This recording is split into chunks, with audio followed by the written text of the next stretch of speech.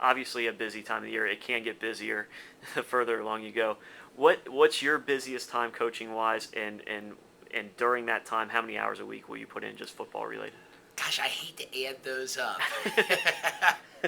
um, but it's a lot of time.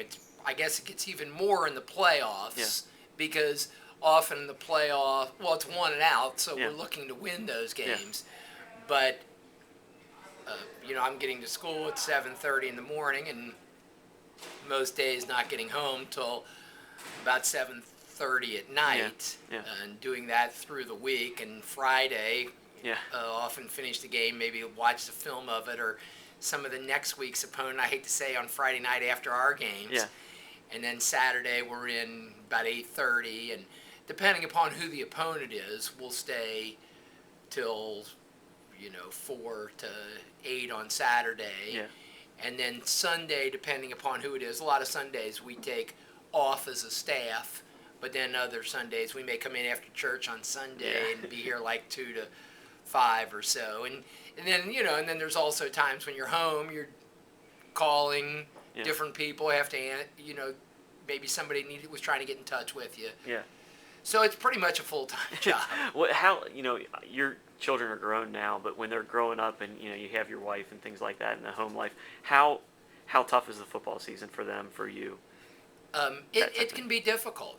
I've been a head high school coach for 25 years and a coach for 30 years. And I started coaching before I had any children, and now all four of them, the youngest are 21. I did through the whole time, and there was definitely some negatives for them and for my wife too during that time. I think maybe some positives for them is they did see me be a hardworking person. I really believe that being a hardworking person is a good thing. My own mother was a really hardworking person, and a lot of my, my she was my big role model, Yeah, and so I think being a hardworking person is good. But there was definitely a lot of times when I was gone that I would have liked to have been there. I'm a grandfather now, and I like hanging around with my granddaughter. yeah. I've talked to you before about retiring isn't anything in the near future for you. You're already tied for the state record for state titles. Um, if you stay around long enough, people said you could probably catch Bob Schneider's state record. I mean, do you look at those at all? Well, not really. I mean, I like that. I've won a lot of state championships. I'm really trying to win another one here. Wouldn't mind winning the most of anybody. Um, but but it's really coaching this group of guys.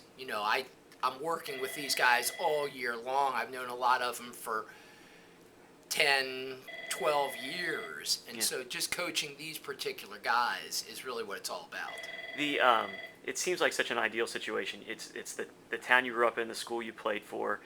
You have a great tradition. You've got a great youth league. The community really supports it. They get behind the team.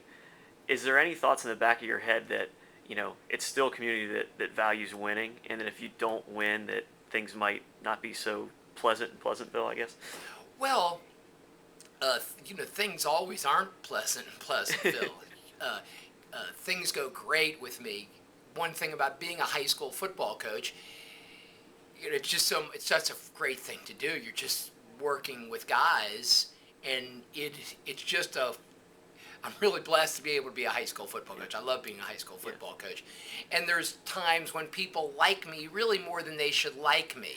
You get more adoration being a high school football coach than you deserve. yeah, And you also get people madder at you than you really deserve because you're a high school yeah, football coach, because you played Joe over John, and Joe's upset, and I understand Joe being upset, and I understand Joe's parents being upset. And so sometimes, though, you get people get madder at you uh, than you than they should, just in the same way they adore you yeah, more than they yeah, should.